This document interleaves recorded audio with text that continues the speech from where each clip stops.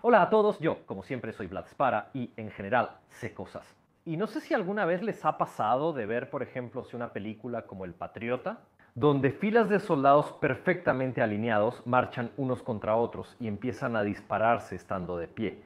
Y seguramente pensaron, Dios mío, qué cosa tan tonta, qué tan tontos debían ser estos del pasado, que iban perfectamente en línea y se dejaban disparar en campo abierto. Yo sí que he notado que toda persona que se interesa mínimamente en la historia militar, tarde o temprano llegará a esta conclusión. Que las tácticas de línea, las tácticas de la infantería de línea, eran tontas, pero realmente eran tontas. Averigüémoslo. Entre los siglos XVIII y principios del XIX, la infantería usaba como arma estándar el mosquete de cañón liso y chispa de pedernal.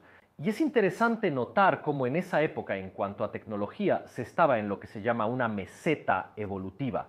Porque, por ejemplo, tomemos el mosquete Brown Bess inglés, que se introdujo más o menos en 1715 y permanece prácticamente igual, salvo pequeñas variaciones, hasta los años 30 del siglo XIX, prácticamente 120 años de servicio, prácticamente igual.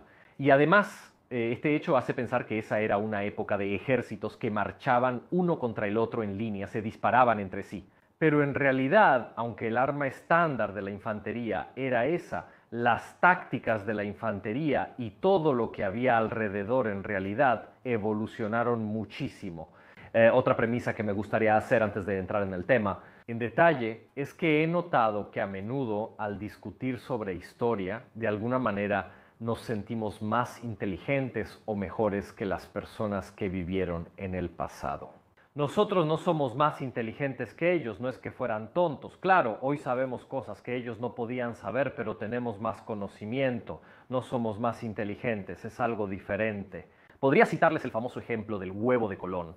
Vayan a buscar de dónde salen las tácticas correctas, probablemente las tácticas de línea, es decir, tratar de maximizar la potencia de fuego de la infantería, alineándola en filas, colocándola en una formación muy amplia. Nace durante la Guerra de los 30 años. ¿Se puede debatir sobre quién fue el primero en adoptar este tipo de tácticas? Quizá fueron los holandeses, que luego fueron copiados por los franceses, quienes con estas nuevas tácticas derrotaron a los famosos tercios españoles, o fueron los suecos de Gustavo. Gustavo Adolfo realizó varias reformas en su ejército. Una de ellas fue: aumentó la proporción de mosqueteros en comparación con los piqueros, también porque en esa época las formaciones de infantería eran formaciones mixtas, donde se encontraban mosquetes o arcabuces y picas. Gustavo Adolfo aumentó esta proporción, puso más mosqueteros. 2/3 de la infantería tenía armas de fuego, el resto picas. Con la difusión, porque ya existía en realidad de saco, pero con la difusión del mosquete de chispa y sobre todo con la difusión cada vez mayor de la bayoneta. La pica disminuye, aunque realmente nunca se irá por completo y persistirá mucho tiempo en ciertos aspectos, sobre todo en las unidades de segunda o tercera categoría, porque la formación y porque la línea. La formación tiene dos grandes ventajas. La primera ventaja es que es fácil controlar a tus tropas, porque si las tropas se mueven como un solo organismo, como una sola unidad, es fácil moverlas, es fácil dar órdenes, es fácil observar lo que está sucediendo. Una masa de personas es una multitud, no es un ejército, y por eso la formación ayuda muchísimo a tomar decisiones. En la cadena de mando se avanza, se retrocede, uno se mueve y cosas por el estilo. Ayuda muchísimo a dirigir cualquier movimiento que se haga, ya sea el ataque o la defensa. La segunda cosa importantísima que hace la formación, que a menudo se olvida, es que a pesar del declive de los caballeros medievales de antes, la caballería sigue siendo una rama del ejército sumamente importante y es un arma absolutamente temida. En realidad, la única manera de defenderse de la caballería era mantener la formación. La caballería tiene sobre todo un impacto psicológico muy fuerte. En las películas muestran de forma banal la carga de El Señor de los Anillos, donde los caballos entran en las formaciones y pisan gente. Los caballos no hacen eso ni son tontos. Si la infantería está compacta, el caballo se detiene o se va a otro lado. No se deja empalar por las picas ni cosas por el estilo, y resistir entonces a un ataque de caballería requería formación y muchísima disciplina. Y de hecho, un punto interesante en la información mixta: piqueros y mosqueteros. Muchos creen que los mosquetes son para luchar contra infantería y las picas contra caballería, pero es al revés. Las picas combaten infantería y los mosquetes eliminan caballería. Es una gran exageración, pero para decirlo, a menudo estos hechos de la historia militar son a veces contraintuitivos. Entonces, volviendo a nosotros, la formación tiene un uso práctico de organización, de coordinación y tiene un uso defensivo, en particular contra la caballería. Porque con la línea se pueden llevar al frente la mayor cantidad posible de mosquetes, más potencia de fuego. Pasamos a los tercios españoles, que eran formaciones cuadradas, muy compactas y muy poderosas en defensa. No eran tan buenos ofensivamente porque en un momento dado no podían aprovechar al máximo toda la potencia de fuego que tenían.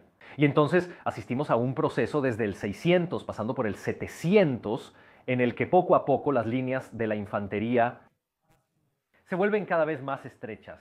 Se empieza más o menos con 6 líneas de formaciones mixtas de mosqueteros y piqueros hasta llegar a la típica formación, podríamos decir, del siglo XVIII de 3 líneas.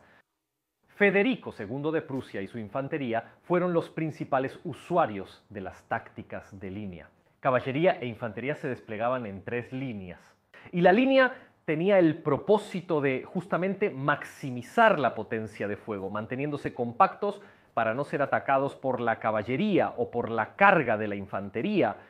No puedo tener tropas dispersas combatiendo contra una formación, aunque a nosotros nos parezca lo más lógico. Porque en un tiroteo, si tengo gente formada en línea y de pie, comparado con personas que están escondidas, agachadas, dispersas, parece la mejor solución, pero en realidad esas personas dispersas serían cargadas en 3 segundos por la infantería y la caballería y eliminadas de manera vergonzosa. Entonces, en realidad, aunque nos parezca tonto que estén de pie disparándose entre sí, en realidad están evitando algo mucho peor. Es decir, ser atacados cuerpo a cuerpo por un arma mucho más temible en ciertos aspectos que el mosquete. Esa era la elección correcta, pues aunque pareciera contraintuitiva, realmente ahorraba hombres y salvaba más vidas. Los enfrentamientos en este sentido a menudo los ganaba quien tenía más disciplina para mantenerse firme y estable bajo el fuego. Y quien lograba cargar su mosquete más rápido prácticamente lo era todo. Una competencia en la que también aquí los prusianos eran bastante famosos por ser quizás los mejores en hacerlo. Sin embargo, las tácticas evolucionan. Las tácticas evolucionan en lo que se llamará la infantería lancera. Y ya, por ejemplo, los ejércitos napoleónicos son drásticamente diferentes en las tácticas de los de 50 años antes de Federico II. Los ejércitos napoleónicos, no solo el francés, sino también los demás, en realidad hacen un uso bastante mixto de tácticas. A veces usan la línea, pero sobre todo utilizan la columna que es un poco un retroceso, porque es un gran grupo de hombres que avanza y no tiene una gran potencia de fuego. La potencia de fuego la proporciona la infantería ligera que normalmente se coloca delante de las columnas como hostigadores en un orden disperso, que obviamente es más eficaz en el fuego cruzado, pero a su vez está protegido de las cargas de la infantería enemiga y de la caballería por la columna que está detrás de él.